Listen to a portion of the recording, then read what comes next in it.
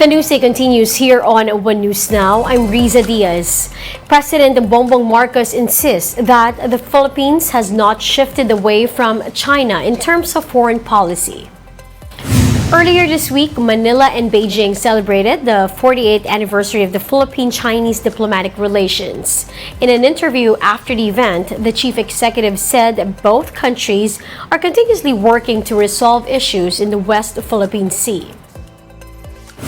We have not shifted away from China in any way whatsoever. We continue to foster the friendship, the relationship, the partnership. This is a continuing search to find solutions to the challenges that we face jointly with China. Another power outage hit NAIA just a month after the hours-long power interruption on Labor Day. On Friday afternoon, electricity went out at the country's main airport, causing long lines and flight delays. This is the fourth power outage in the airport since last year. MIAA apologized and explained that the incident was caused by the audit being conducted by MServe. Power was restored after around 30 minutes. The root cause was traced in the substation roadway 2, where the one that was auditing it, of course, MServe, one of their crew inadvertently left test cable na nakatap. So that caused a power shortage that affected the power system of NAIA Terminal 3. When we restore the systems, it will take around 30 minutes. Because of the repeated incidents, one lawmaker is now calling for the resignation of all NAIA personnel. Vice Chairman of the House Committee on Transportation and Bulacan 2nd District Representative Dina Pancho said that NAIA should hire better personnel. From the top hanggang sa ibaba, wala tayong dapat iwanan na nakaupo ngayon kasi 3 times in a year. That is too much na, ma'am, na ginagawa nilang kahiya-hiya ang Pilipinas, ma'am. Tumpa na tayo ng, or someone is really efficient for the job. We'll be back with more stories after the break. Keep it here on One News.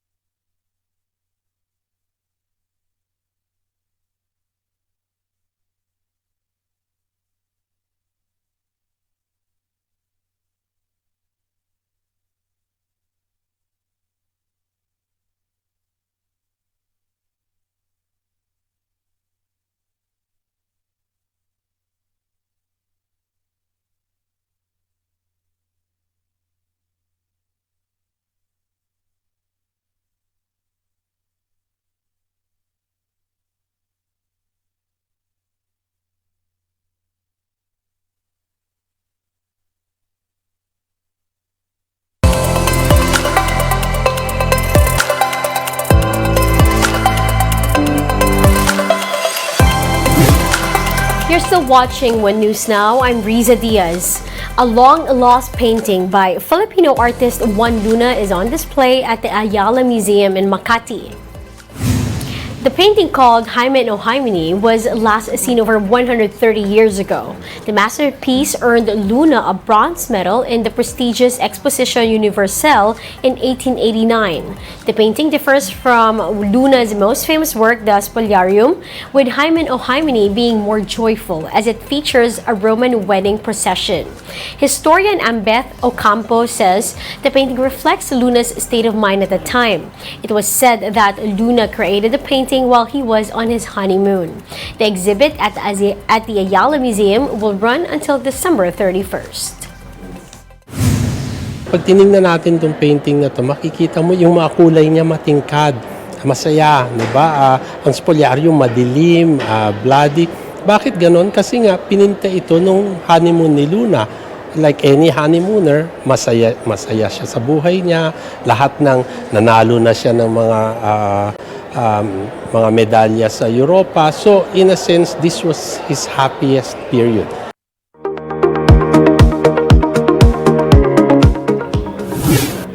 Night trains are making a greener comeback in Europe, promising a smooth ride along with lower rates and emissions. This Bloomberg Quick Take tells us more. Rail travel across Europe is about to get a lot greener and easier as a new rail startup is launching a night train from Brussels to Berlin.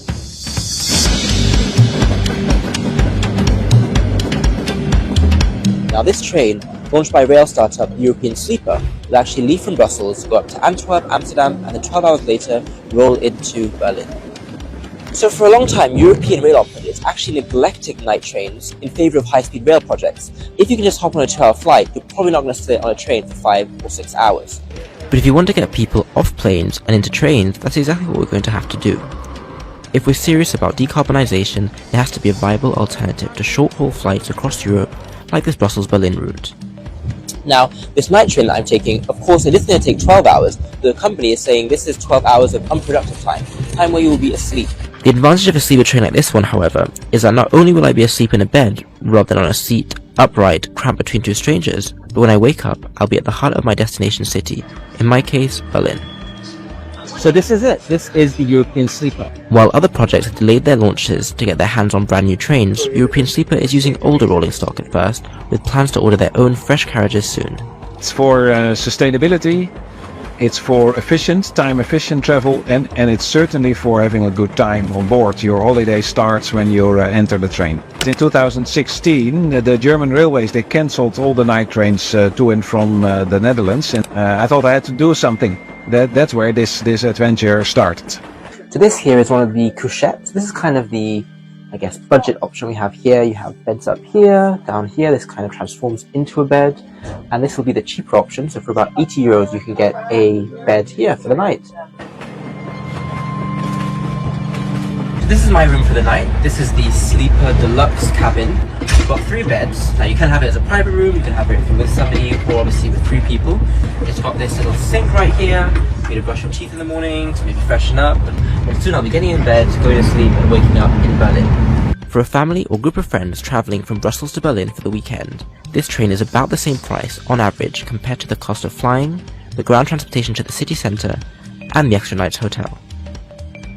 So this is it now. This is the sleeper part of the transport. I'm in my bed. It's time to put that unproductive time to use, and I will be waking up in Berlin.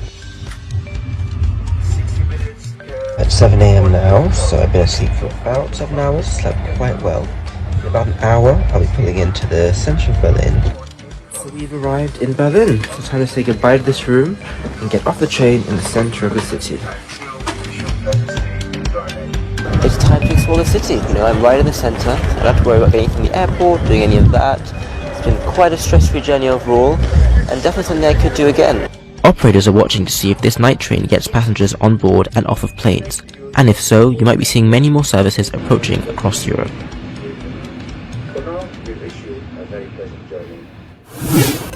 Here's a quick look on other stories we're keeping our eyes on.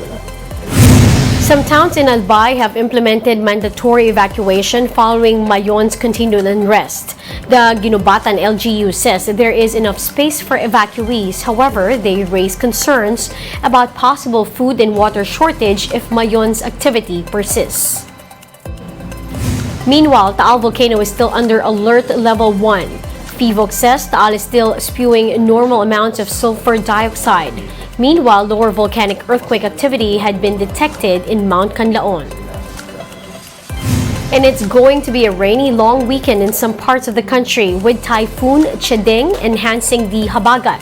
Chedeng is forecast to exit the Philippine area of responsibility by Monday, but until such time, monsoon rains are expected in the western portions of Luzon and Visayas.